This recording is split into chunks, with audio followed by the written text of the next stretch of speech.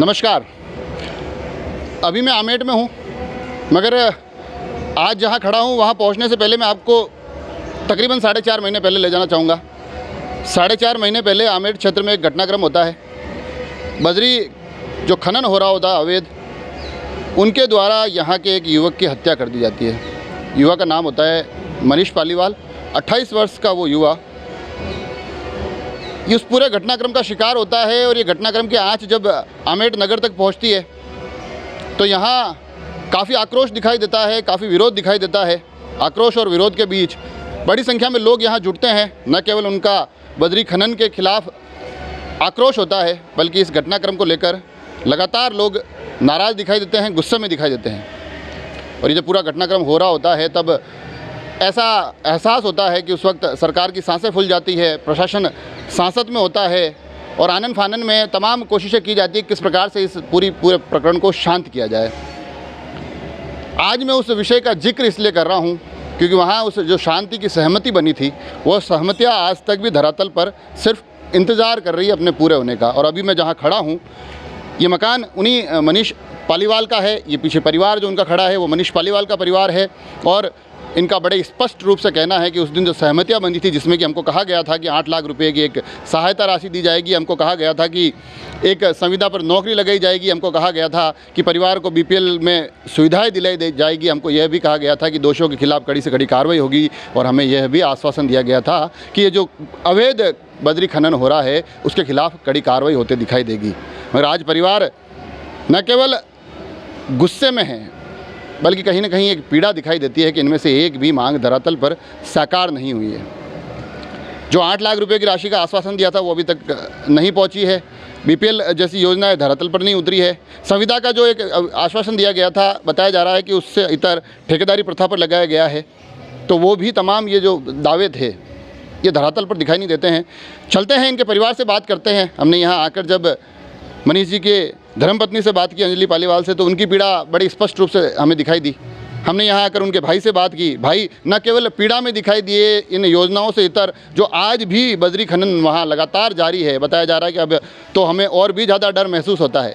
उस डर को आप तक पहुँचाने की कोशिश कर रहे हैं। तो साथ ही उनके अंकल से भी बात की। सुनिए आखिर इनके परिवारजन कहते क्या है। कुछ भी नहीं करवाया, सिर्फ ये जो जॉब ऑफ़र की थी कि आपको नगर पालिका में या पंचायत में कहीं देंगे, तो उन्होंने बात दी। तो वहाँ पे भी मतलब एक्चुअली ये हुआ था कि प्लेसमेंट पे डाल दिया था। और मेरे को भी तब पता चला जब 2 महीने मैंने वहाँ पे ज्वाइन कर रखा था। पर एकदम से वो जो अभी नगर पालिका में ट्रैप हुए, ईओ सर और एक वो बल्लू भैया, दोनों वो ट्रैप हुए थे। तो उनके अकॉर्डिंग में फिर जो भी जांच पड़ताल हुई उससे पता चला कि भाई जो भी ऑपरेटर काम कर रहे हैं वहाँ पे XYZ, बहुत जैसे 3-4 ऑपरेटर वहाँ पे काम कर रहे हैं, तो वो सब टेंडर पे लगे हुए थे। तो मेरे को नहीं आइडिया था कि मेरे को टेंडर पे लगाया है। मेरे को ये बोला था कि संविदा का है, तो मुझे ये भी नहीं पता प्लेसमेंट पे लगाया है संविदा पे लगाया, पहले नहीं पता था। फिर बाद में एकदम से मैडम ने बोला कि आप 2 महीने से काम कर रहे हो, आपका टेंडर तो मार्च में ख़त्म हो गया, तो आप किस आधार पे काम कर रहे हो, तो मई जून की सैलरी आपको कौन देगा। उस हिसाब से सबको मना कर दिया था। तो सबको मना किया तो मुझे भी मना कर दिया। तो मुझे मना किया तो फिर मैंने बोला भाई मेरे को तो आगे से ऑर्डर, तो क्या आप किस बेस पे काम कर रहे हो, आपके पास क्या है, ऑर्डर की कॉपी बताइए। तो अपने पास कुछ है ही नहीं, बस एप्लीकेशन दी थी, नॉर्मली एप्लीकेशन लिख के ज्वाइन किया था। और फिर बात भी की, उसके बाद फिर घर पे बात की मैंने। तो घर वालों ने मतलब वहाँ पे कलेक्टर साहब के पास वहाँ पे भी जाके आए। पर मैं ऑफिस जा रही थी क्योंकि मुझे किसी ने बोला था कि भाई आप ऑफिस आना बंद मत करना, नहीं तो ये लोग ऐसे बोल देंगे कि भाई उनको तो जॉब की ज़रूरत नहीं है तो वो नहीं आ रहे। आप जाना मत। अभी मई जून का बता रहे हो, इसके फिर आपके शुल्क का क्या हुआ, आपकी सैलरी का क्या हुआ? वो यूँ हुआ था कि जैसे जो कैलाजी सर हैं चेयरमैन साहब, उन्होंने अपनी जेब से दिए थे पैसे सबको। जो प्लेसमेंट वाले हैं उनको अपनी जेब से दिए थे।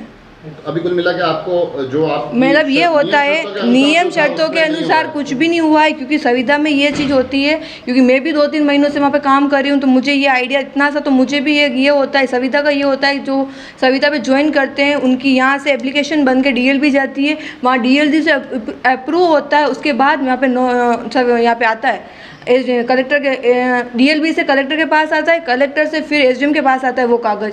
फिर वो कागज़ जो नगर पालिका में EO होते हैं उनके पास आता है, वो अप्रूव करते हैं, तब वो सर्विस रिकॉर्ड में होता है। फिर वो फाइल आती है, तब अपन के पास। और संविदा का जो प्लान, संविदा का मतलब ये होता है हाफ गवर्नमेंट। संविदा का मतलब ये होता है हाफ गवर्नमेंट, और अभी कोई गवर्नमेंट नहीं है, बस अभी भी जनरली मैं कर रही हूँ तो भी वो प्लेसमेंट पे डाला हुआ है, अभी भी टेंडर पास हुआ है। लेटर आपको दिया क्या? कोई ज्वाइनिंग लेटर नहीं दिया, जो संविदा का मतलब एग्रीमेंट होता है। एग्रीमेंट होता है, मैं क्या बोल रही हूँ, तब जब स्टाम्प पे एग्रीमेंट होता है वो कागज़ डीएल भी जाता है, डीएल बिल से अप्रूव होकर यहाँ आता है, फिर उस पर एसडीएम के सिग्नेचर होते हैं, ईओ के सिग्नेचर होते हैं, उसके बाद अपनी यहाँ पे होता है, और अपनी सैलरी भी डीएलबी से आती है अपने अकाउंट में। आपने प्रशासन को कोई नहीं बताया कि हमारे साथ ऐसा हो रहा है? संविदा के लिए हमको कहा गया था मगर उस संबंध में कुछ बताया, कलेक्टर साहब के पास जाके आए, मैं नहीं गई पर मेरी फैमिली तो गई ना।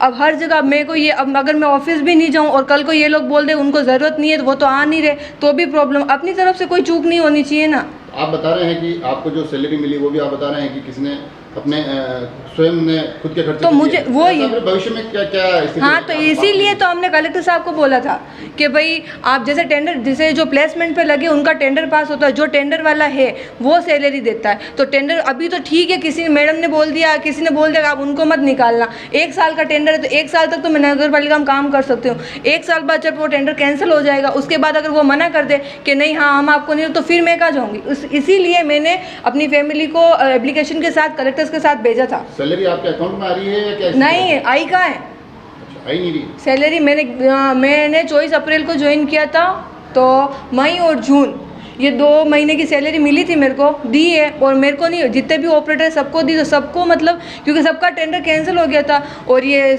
ईओ सर ट्रैप हो गए, तो उसके हिसाब से नगर पालिका का माहौल ऑलरेडी बिगड़ा हुआ था, तो सर जो चेयरमैन सर है उन्होंने दिया था सबको पैसे, भाई मैं मेरी तरफ से दे रहा हूँ। और फिर अभी क्या डेट थी, 24 या 11 तारीख को, सॉरी 11 जुलाई को एक टेंडर पास हुआ था। उस टेंडर में सब जो वापस जो ऑपरेटर है, कंप्यूटर ऑपरेटर, उन सबको लगा अब उनकी सैलरी जो टेंडर वाला है वो देगा। प्लेसमेंट का मतलब यही होता है। जो भी मांगे थे आपके जैसे कुछ नहीं हुआ। पालनहार का ये हो रहा था, हमने फॉर्म भी सबमिट किया था, एक तो वो पेंशन का काम तो हो गया, मेरे जो विडो पेंशन मिलती है वो तो हो गया, और पालनहार का ये हो रहा था, मेरा बाबू पहले पढ़ता था कैम्ब्रिज में, वो बच्चे कैम्ब्रिज में पढ़ता था, कैम्ब्रिज में से क्या हुआ, हमने ये सोचा था हमारा इधर घर बनाने का था, तो हमने सोचा हमारे घर के पास स्कूल है तो हमने उसको वहाँ एडमिशन करा दे, तो इधर से निकाल के हमने इधर डाला था उसको एक्सीलेंट में। तो एक्सीलेंट में भी यही हुआ, उन लोगों ने बोला था आरटी में अपन एडमिशन कर देते।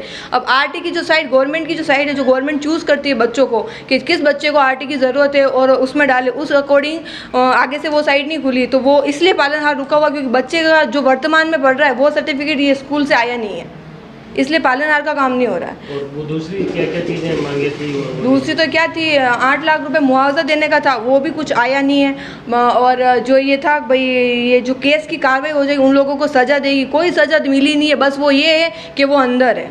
मेरा नाम हेमंत पालीवाल है, मनीष का बड़ा भाई हूँ, और हमारी तरफ से जो मनीष का जो हुआ था उसमें गवर्नमेंट ने, कलेक्टर साहब ने जो आदेश दिया था संविदा नौकरी का, उसको अभी तक ठेकेदारी पे दे रखी है, और सैलरी बेस भी कैश पेमेंट में हो रहा है हमारा, और गवर्नमेंट की तरफ, नगर पालिका की तरफ से कोई उस संविदा के पर्पज़ में कोई कार्रवाई नहीं हो रही है। सेकंड, जो गवर्नमेंट का 8 लाख का प्रावधान था उसमें अभी चक्कर काट रहे हैं, एसडीएम साहब कलेक्टर साहब के पास जा रहे हैं, वो हमारे को बोल रहे हैं जो लिखित में होगा तो हम इसका कार्रवाई करेंगे, हमारे पास लिखित में नहीं है, इस पर कोई कार्रवाई नहीं होगी। थर्ड, इसमें बीपीएल में जोड़ने के लिए बोला था, वो भी अभी तक नहीं हुआ हमारा। खनन माफिया को रोकने के लिए बोला, वो और ज़ोरों से चलने लग गया। उसके बाद 15 दिन के लिए रुका हुआ था, उसके बाद और ज़ोरों से चलने लग गया, और उसमें धमकियाँ तो फेरी हो रही है कि हम तो करते आए और करते रहेंगे, आपको रोकना रोक लो। और अभी कंडीशन ये है कि हमारे खेत के दीवार के पास से होकर ट्रैक्टर निकल रहे हैं, आगे से रेत कट गया, पूरा रास्ता पूरा कटा हुआ है, उसको भरपाई नहीं हो रही। नगर पालिका में 2 बार बोल दिया, एक बार हल्का सा डाल दिया, वापस वो कट गया, और हमारे दीवार के पास से होकर निकल रहे ट्रैक्टर, उसमें कोई रुका हो नहीं रहा है। और वो वापस स्थिति रही तो आप वापस शिकायत के लेके एसडीएम साहब को और कलेक्टर में ज्ञापन दे के आए, तो उन्होंने 10 दिन की मोहलत दी थी, 10 की जगह आज 15 दिन होने का है, उसका कोई अभी तक सूचना हमारे पास नहीं आई है। अब इसके आगे क्या कार्रवाई करनी है, अब हमारे साथ ऐसा कोई होवे तो उसमें कर सकते हैं। उस घटना के बाद में कोई भी जनप्रतिनिधि किसी से कोई मुलाकात नहीं हुई है, और हमने चक्कर लगाए तो हाँ बस हो रहा आपका काम, आश्वासन है एक हमारे को।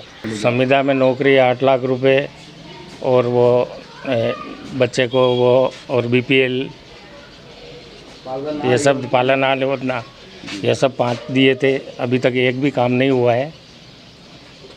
इस संबंध में आपने वापस कहीं प्रशासन कलेक्टर साहब के पास गए, एसडीएम साहब के पास गए, 2-2 चक्कर काट लिए हमने, मगर अभी तक कुछ हुआ नहीं है।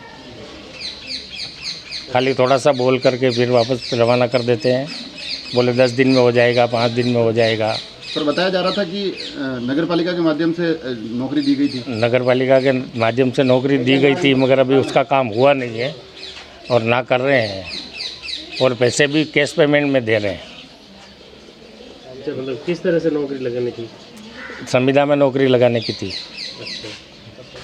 और जो ये 8 लाख रुपए की राशि है, उसमें से कोई राशि आप तक पहुंची? 1 भी रुपया नहीं आया अभी तक। खेत में आप जो खबर खनन वाले ये खनन वाले तो अभी रुक भी नहीं रहे हैं, वो तो और ऊपर से और दादागिरी कर रहे हैं, और मिली भगत से सब अच्छी तरह से चल रहा है। ये तो उसके बाद पुलिस द्वारा उस समय कुछ कार्रवाई तो की थी? कार्रवाई की थी, वो 2-4 दिन की थी, बस उसके बाद तो कोई कार्रवाई नहीं हुई। और ये जो पूरा का पूरा प्रकरण है, जिसके बारे में मैं लगातार बता रहा हूँ कि चीज़ें धरातल पर उस तरह से उतरी नहीं है, मगर ये पूरा का पूरा विषय मीडिया के संज्ञान में तब आता है जब इस क्षेत्र के समाज सेवी नीरज सिंह राणावत उस पीड़ित परिवार के घर पहुंचते हैं। बताया जाता है कि उन्होंने पूर्व में भी एक मदद उन तक पहुंचाई थी, और उसके बाद उनके बच्चों की पढ़ाई के लिए वो वहां पहुंचते हैं और बताते हैं कि इनके बच्चों का जो भी पढ़ाई का खर्चा होगा वो मैं वहन करूंगा। और जब ये परिवार से उस वक्त इस पूरे प्रक्रिया के दौरान मिलते हैं तो उन्हें जानकारी में आता है कि अभी तक उस पीड़ित परिवार तक प्रशासन की जो तमाम दावे थे, तमाम बातें थे, उनमें से एक भी राहत नहीं पहुँची है। तो उसको लेकर फिर आज वो यहाँ उपखंड कार्यालय भी पहुँचे हैं, और यहाँ उपखंड अधिकारी रक्षा पारिक से उन्होंने मुलाकात की है और ये जानने की कोशिश की है कि आखिर इस प्रकरण में अब प्रशासन किस प्रकार से आगे बढ़ने वाला है। आइए बात करते हैं नीरज सिंह राणावत से कि आखिर प्रशासन से मिले तो उनको क्या आश्वासन दिया गया और आगे इस पूरे प्रकरण में उनकी क्या भूमिका रहने वाली। मैं आपको हेमंत जी बताऊं कि 15 दिन पहले मैं मनीष जी के घर पे पहुंचा था। पहुंचने का रीज़न दूसरा था कि इनके बच्चे का एडमिशन स्कूल में करवाना था। छोटा बच्चा था, उसमें स्कूल में एडमिशन लेना था, तो स्कूल की जिम्मेदारी मेरे संस्था के द्वारा ली गई थी। घर पे गया तब पता लगा कि जो भी सुविधाएं गवर्नमेंट ने उस टाइम घोषणा की, चाहे वो 8 लाख रुपए देने की घोषणा हो, बीपीएल में परिवार को शामिल करने की योजना हो, या फिर उनकी जो धर्मपत्नी मनीष जी की हैं उनको संविदा पे नौकरी लगाने का जो मैटर था, और 2 मांगे अलग थी। उसमें एक जो फर्जी माफियाओं के विरुद्ध जो कार्रवाई करने की मैटर थी वो भी एक अलग व्यवस्था थी, पर तीनों मांगे मानी नहीं गई। और ये और पता लगा कि जो उनकी धर्मपत्नी को नौकरी दी गई वो एक टेंडर बेस्ड ठेकेदार के अंडर में उनको दिया गया, और उसका जब मैं गया था तब 2 महीने का उनको पेमेंट भी नहीं मिला था। अब ठेकेदारी प्रथा तो हर साल की साल इनकी चलती जाएगी, तबकि उस टाइम धरना स्थल पे ये चीज़ फाइनल हुआ था कि भाई गवर्नमेंट संविदा पे नौकरी देगी। तो ये प्रकरण था। तो आज मैं एसडीएम मैडम से मिला तो सेम चीज़ मैडम ने बोला कि भाई हमारे यहाँ पे संविदा की पोस्ट ही नहीं है, पोस्ट ही ग्रेड नहीं है। और 8 लाख रुपए तक की भी जो बात में आएगी उसमें बात आ रही है कि भाई 8 लाख रुपए जो मिलेंगे वो 8 लाख रुपए तक मिलेंगे, कंफर्मेशन नहीं कि भाई 8 ही मिलेंगे, वो 5 भी हो सकते हैं, 6 भी हो सकते हैं, 7 भी हो सकते हैं। उसकी भी कमेटी बनेगी जिसमें एडीएम साहब, एडिशनल एसपी साहब ये लोग फाइनल करेंगे। लेकिन आप ये चीज़ देखो, इस मैटर को 4 से 5 महीने हो गए और अभी तक इनकी कमेटी नहीं बनी। ये बहुत बड़ा इशू है। और प्रशासन, चाहे आप गहलोत साहब बोल लो, चाहे उनके मंत्री महोदय बोल लो, ये नई जो आने वाली चुनाव में जो नई योजना तो ऐसा लेके आ रहे हैं कि भाई हम अभी इस योजना को कर देंगे। आप पूरे प्रदेश की बात कर रहे हैं, आप हमारे अमेर क्षेत्र के एक घर की जो आपने घोषणा की उसको आप पूरा नहीं कर पा रहे, और आप ये चिन्हित करते हैं कि हम इतनी घोषणाएं पूरे और राजस्थान में पब्लिक के लिए लेके आएंगे। तो ये सरकार को देखना चाहिए, या तो घोषणा करे, नहीं हो करे तो ऐसी घोषणा करे कि पीड़ित परिवार को कम से कम 3 बार कलेक्टर महोदय के चक्कर काटने पड़ रहे हैं, एसडीएम के चक्कर काटने पड़ रहे हैं।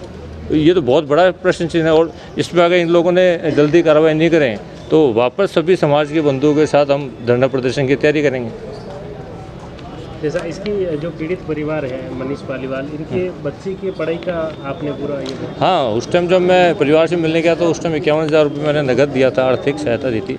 और बच्चे की पढ़ाई का मैंने बोला था बच्चा जब तक पढ़ेगा उसका पूरा भी जो भी उसका शुल्क होगा वो मेरी संस्था उठाएगी। तो अभी बच्चा फर्स्ट प्राइमरी में आया है, नर्सरी में आया है, तो उसका स्कूल प्राइवेट स्कूल में हमने एडमिशन कराया है, तो हमारी संस्था के थ्रू पड़ेगा, वो हमारी जिम्मेदारी है। तो आज हमने एक कोशिश की है कि ऐसे मुद्दे को आप तक पहुंचाने की, जो मुद्दा न केवल आमेठ में बड़ी सुर्खियों में रहा था मगर उसकी गूंज विधानसभा में सुनाई दी थी। उस वक्त बड़ी चर्चाओं में रहा मुद्दा, जिसको आनन फानन में सुलझाने के लिए, आनन फानन में शांत करने के लिए सरकार से लेकर प्रशासन ने तमाम बड़े बड़े दावे किए, मगर वो दावे सिर्फ बातों में रह गए। वो दावे सिर्फ जुबानी जमा खर्च की तरह दिखाई दिए, धरातल पर उन दावों का एक भी यथार्थ नहीं उतरा। आज हम कोशिश कर रहे हैं कि वो तमाम पीड़ाएं आप तक पहुंचाए, वो कवायदे पहुंचाए, जिनके माध्यम से अब प्रशासन पीड़ित परिवार तक कुछ राहत पहुंचाए। जो उन्होंने वादे किए हैं आर्थिक सहायता के, नौकरी के, बीपीएल में लेने के, कानूनी कार्रवाइयों के, वो कम से कम बातें अब साकार होती दिखे। हम कोशिश करेंगे इस पूरे विषय पर आगे भी आपको समय समय पर अपडेट देते रहें। आप सभी लोग जुड़े रहें राजसमंद एक्सप्रेस से। धन्यवाद।